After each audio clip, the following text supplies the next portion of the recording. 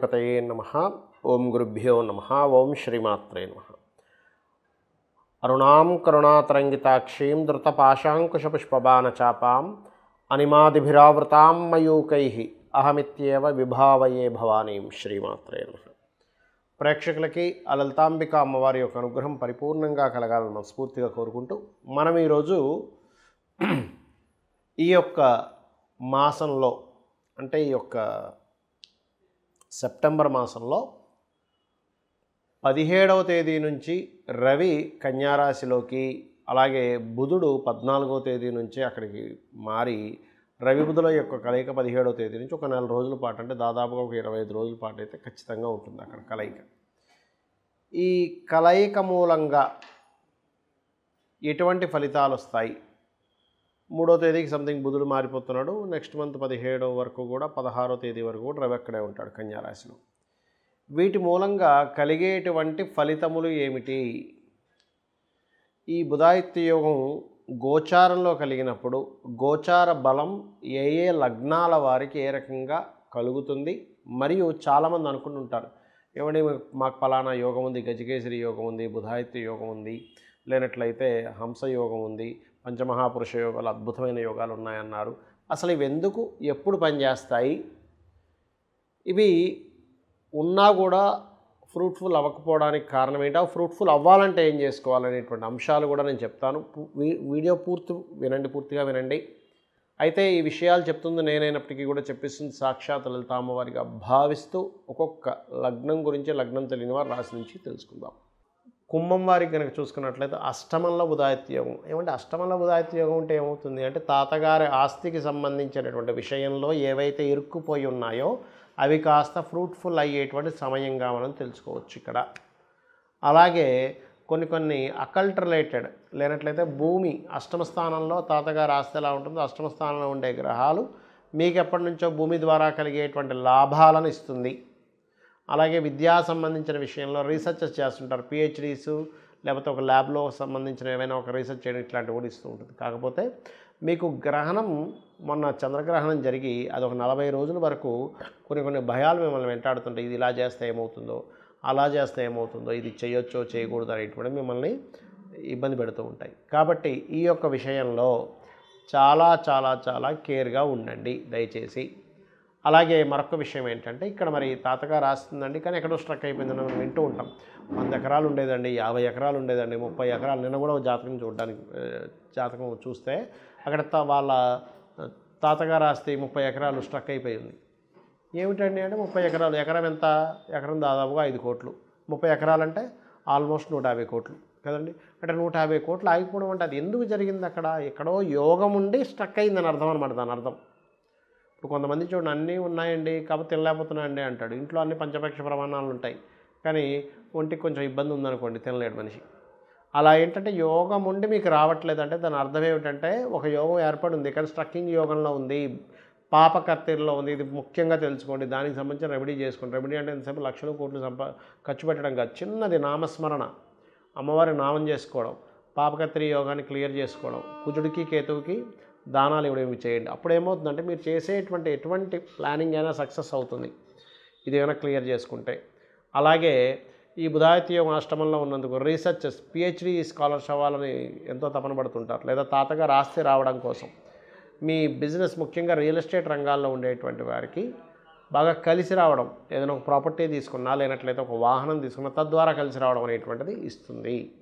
చూడండి, మనకి ఎలాగైతే ఇప్పుడు మనం ఎండింగ్లో ఒక మాట చెప్పాను నేను మీకు, ఈ బుధుడు రవి బుధాదిత్య యోగం మీకు బాగా పరిపూర్ణంగా ఆ యొక్క ఫలితాలు మీకు రావాలి అంటే కుజ కేతు గ్రహాల దగ్గర దీపారాధన చేయండి. స్ట్రక్కింగ్ యోగాలో ఉంది కాబట్టి అప్పుడు ఇంకా బాగా ఫలితాలు వస్తాయని చెప్పాను.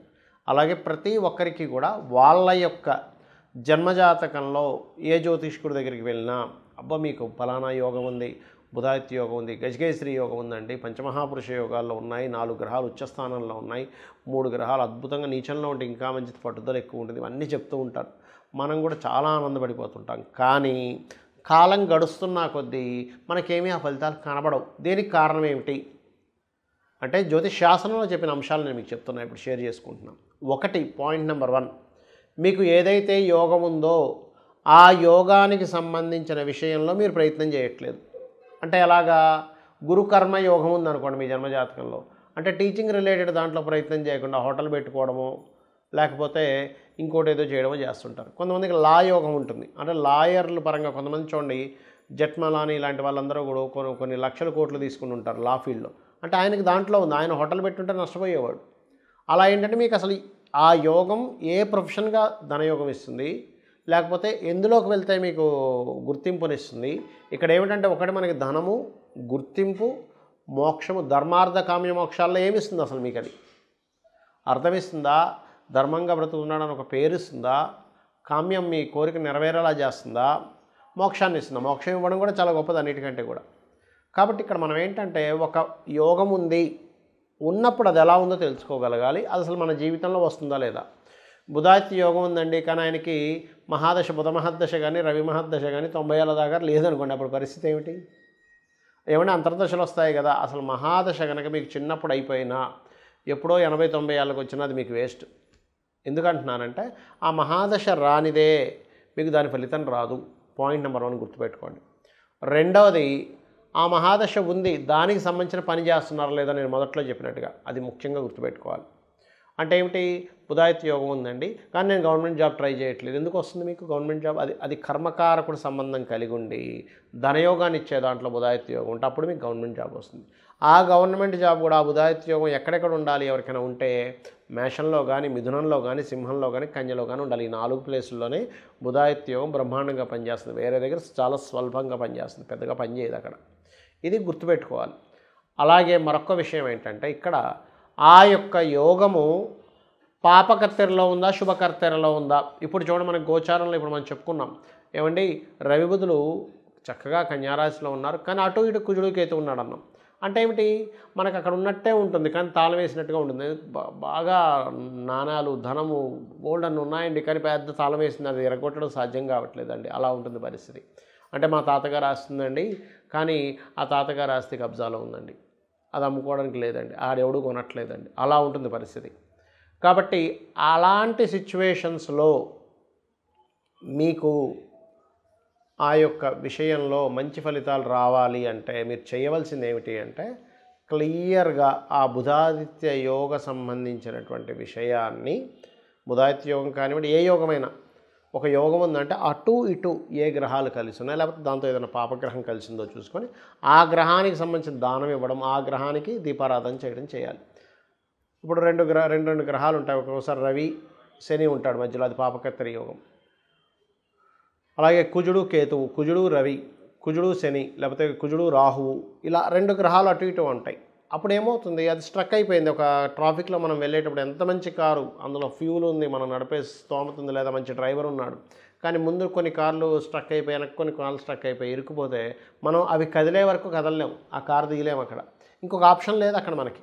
అలాగే బ్లాక్డ్ అంటారు దాన్ని, అంటే యోగం ఉంది బ్లాక్డ్, భాగ్యచక్రాన్ని కూడా అంటారు. అంటే మీకు యోగం ఉంది కానీ బ్లాక్ అయిపోయింది. ఆ బ్లాక్డ్, ఆ భాగ్యం ఆ గ్రహాల యొక్క కలయిక వల్ల ఇచ్చేటువంటిది. అలా ఇది ఏం చేస్తుందంటే ఈ బుధాదిత్య యోగం దేశకాల పరిస్థితులకు కూడా చూపిస్తుందండి గోచారం ఎప్పుడు కూడా.